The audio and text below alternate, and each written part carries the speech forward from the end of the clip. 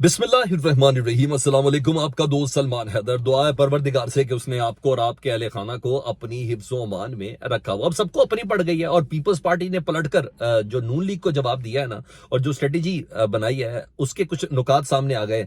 उसकी details definitely मैंने आपको बतानी है। नवाज शरीफ लाडला प्लस लाडला प्रो मैक्स, ये जो अब अलकाबात उन्हें मिल रहे हैं। एक जमाने में इमरान खान साहब के ऊपर छोड़ा गया था, बिलावल भुट्टो जरदारी साहब को, और जब वो वजीर आज़म बन गए थे तो उनको कहा जाता था कि तुम तो सिलेक्टेड हो। तो यहाँ तो अभी इलेक्शन भी नहीं हुए, उससे पहले ही नवाज शरीफ साहब की हवा हो गई है। और ये नवाज शरीफ साहब को बड़ा नापसंद आ रहा है कि इस वक्त पूरी की पूरी कम्युनिटी में, पूरे पाकिस्तान में मेरे मुतालिक यही कहा जा रहा है कि मैं लाडला प्लस हूँ। अब ताकतवर हलकों के लिए मैं काबिल कबूल हूँ, और अब मैं, वो कहते हैं प्रो मैक्स, लाडला प्रो मैक्स, जी हाँ, वो चल रहा है। तो उस पे उन्होंने वो जो 50 रुकनी कमेटी बना दी है ना, मंशूर कमेटी की, उसकी कुछ तफसीलात ने उनको बड़ी जबरदस्त किस्म की हिदायत की गई है। और इंटरेस्टिंग चीज, नवाज शरीफ साहब के केस की टाइमलाइंस भी आ गई है सामने। इमरान खान साहब के केसेस के डायरी नंबर भी लग चुके हुए हैं, लेकिन अभी तक समाअत मुकर्रर नहीं हुई। इधर टाइमलाइन भी आ गई है, आपको बता दूंगा किस तारीख से किस तारीख तक नवाज शरीफ साहब बिल्कुल क्लियर होने जा रहे हैं। और ये दावा किसका है, उसकी डिटेल्स हैं। बड़े सादा आदमी है राजा रियाज साहब, उन्होंने भी सारे इंकिशाफात कर दिए हैं, सारी चीजें सच्ची सच्ची बता देते हैं। उसकी भी कुछ डिटेल्स है, एक के बाद एक चीजें आपके सामने रखता हूं। वीडियो मुकम्मल देखें प्लीज, और ताकि मैं और आपको चीजें शेयर कर सके। फिर कमेंट सेक्शन में मुझे बताइएगा जरूर। अच्छा, सबसे पहले किस्सा ये है कि नवाज शरीफ साहब को ना लाडला प्रोमैक्स का खिताब मिल रहा है, और बार बार मिल रहा है। और इनके कुछ अर्सा पहले तक के अपने ही इनको ये सारा खिताब दे रहे हैं। और बाकी पीटी वाले को तो सबको ही पता है कि इस बारी लाडला प्रोमैक्स वही है। तो नवाज शरीफ साहब के लिए बड़ी परेशानी का बाइस बनी हुई बात। जो खबर मेरे पास है ना, उनके मुताबिक इंतखाबात से पहले ये सारा मामला मशकूक हो चुका है नवाज शरीफ साहब से मुतल्लिक। हर एक को पता है इस बात का। इवन नून लीग वाले भी नहीं इसको क्लियर कर पा रहे। कोई बोंडा सा कोई एक्सक्यूज दे दे, कोई लंगड़ा लूला सा एक्सक्यूज दे दे, वो भी बेचारे नहीं दे पा रहे ना। तो वो काफी तकलीफ है। और याद होगा आपको, उसने सारे मामले को मशकूक बना दिया, पूरे इलेक्शन को मशकूक बना दिया है, अपकमिंग हुकूमत को मशकूक बना दिया है, पंजाब की हुकूमत, मरकज की हुकूमत, इन तमाम चीजों को मशकूक बना दिया हुआ है नवाज शरीफ साहब के ऊपर जो इल्जामात लग चुके हैं।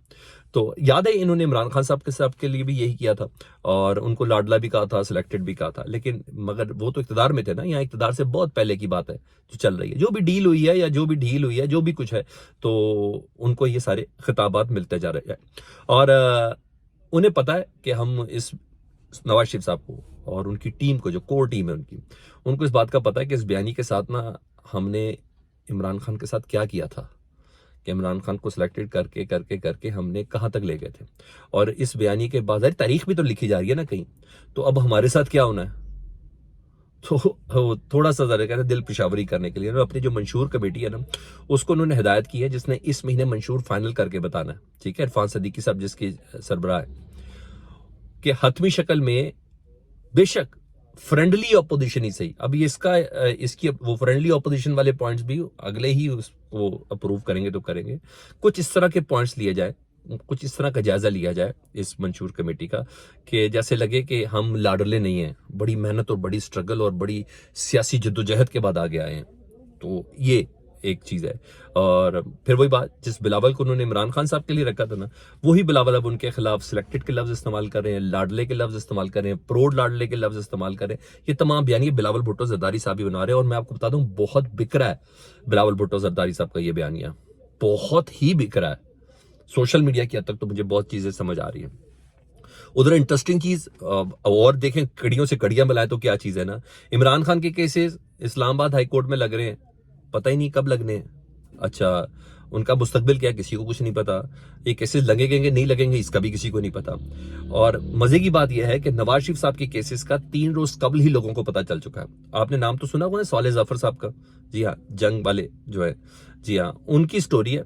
वो कहते हैं कि नवाज शरीफ साहब के खिलाफ इस्लामाबाद हाई कोर्ट में जेर इल्तवा 2 मुकदमात की अपीलों की फाइलें कोर्ट ऑफिस ने रिफ्रेश करते हुए दोबारा तरतीब दे दिया उन्हें। ये अपने जराए से कंफर्म कर रहे हैं वो। उम्मीद है इसी महीने में, इसी हफ्ते में एक के बाद एक अपील की समाअत हो जाएगी, और पूरी समाअत का अमल 3 हफ्तों में मुकम्मल हो जाएगा। ये साले जफर साहब अंदर की खबर दे रहे हैं जी।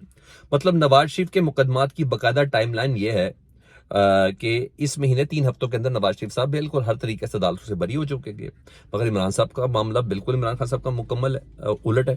ایون میں نے آپ کو بتایا کہ سپریم کورٹ میں عمران خان کی درخواست پر ڈائری نمبر تک لگا ہوا ہے، لیکن وہ سماعت کب ہونی کسی کو نہیں پتا، حالانکہ ڈائری نمبر لگنے کے بعد سماعت کا عمل شروع ہو جاتا ہے، وہ فوراً بتا دیا جاتا ہے، مگر یہاں ایسا ہے فرد جرم کے خلاف عمران خان صاحب نے سپریم کورٹ میں درخواست دی، ابھی تک کسی کو نہیں پتا، لیکن یہاں انفارمیشن اس حد تک کی ہے کہ یعنی باقاعدہ یہ تاثر جا رہا ہے عدالتوں کی طرف سے کہ بہت سے معاملات اب صیغہ راز میں نہیں ہیں، ملے ہوئے ہیں، انڈرسٹینڈنگ کے ساتھ چل رہے ہیں، باقاعدہ یہ عدالتوں کی طرف سے تاثر جا رہا ہے۔ دوسرا راجہ ریاض صاحب سے متعلق میں آپ کو بتاؤں، پھر آخر میں پیپلز پارٹی کی اسٹریٹجی بھی بتاتا ہوں۔ راجہ ریاض صاحب بڑے سادے آدمی ہیں جی، اور ساری گیم بتا دیتے ہیں وہ بڑے پیارے اور معصومانہ طریقے سے۔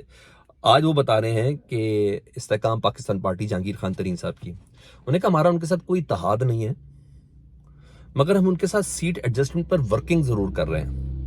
یہ راجہ ریاض صاحب جو اپوزیشن لیڈر تھے، پی ٹی آئی میں تھے اور پھر اب نون لیگ میں شامل ہو چکے ہیں، ٹھیک ہے، جنہوں نے کاکڑ صاحب کا نام دیا تھا، انہوں نے کہا ہماری استحکام پاکستان پارٹی والوں کے ساتھ set adjustment per working who رہی ہے، ورنہ نون لیگ کو تو پنجاب میں اتحاد کی ضرورت ہی نہیں ہے۔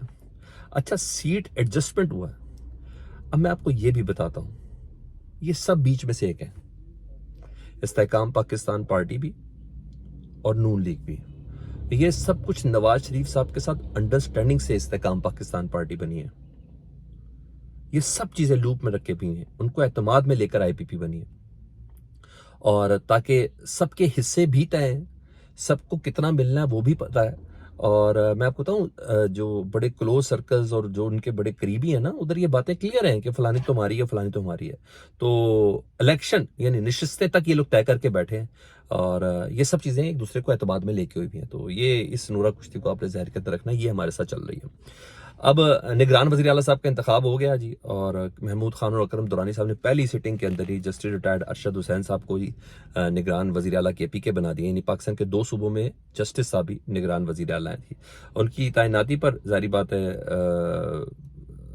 کے پی کے میں جو چند لوگ بیچارے رہ گئے ہیں، انہوں نے تحفظات کا اظہار کیا کہ محمود خان کا اور اکرم دورانی کا بنایا ہوا نگران وزیر اعلیٰ نہیں مانے گئے، تو بہرحال اگر ایز اے پارٹی انہوں نے اس کو ٹیک اپ کر لیا پی ٹی آئی نے، تو پھر یہ چیزیں ڈیفینیٹلی تھوڑا سا اس کے اندر چلی جائیں گی، پڈے پڈے والے راستے پہ یا کنفیوژن والی معاملات کے اندر چلے جائیں گے۔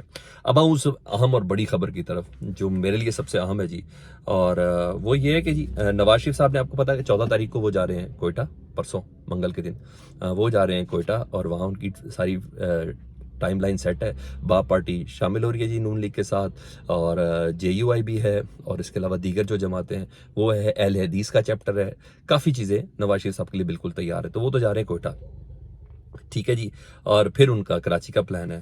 تو ادھر زرداری صاحب نے بھی نا جوابی وار کا فیصلہ کیا اور پوری اسٹریٹجی بن چکی ہے، سینٹرل ایگزیکٹو کمیٹی کے ساتھ مشاورت مکمل ہو چکی ہے، پیپلز پارٹی ٹارگیٹڈ ہٹ کرے گی پاکستان کے انتخابات کو، 100 قومی اسمبلی کی نشستوں کے لیے الیکشن انہوں نے ہدف رکھا ہوا ہے، پیپلز پارٹی 100 قومی اسمبلی کی نشستوں پر جیت کا ہدف رکھا ہوا ہے جی، اور جس میں سندھ سے پیپلز پارٹی نے ٹارگٹ جو ہٹ کرنا ہے وہ 50 قومی اسمبلی کی نشستیں ہیں، پنجاب سے 25 قومی اسمبلی کی نشستیں، جس میں بلوچستان سے 6 اور کے پی کے سے کم از کم 10 قومی اسمبلی کی نشستیں ہیں، جس پر پیپلز پارٹی یہ ٹارگیٹڈ کارروائی کر رہی ہے۔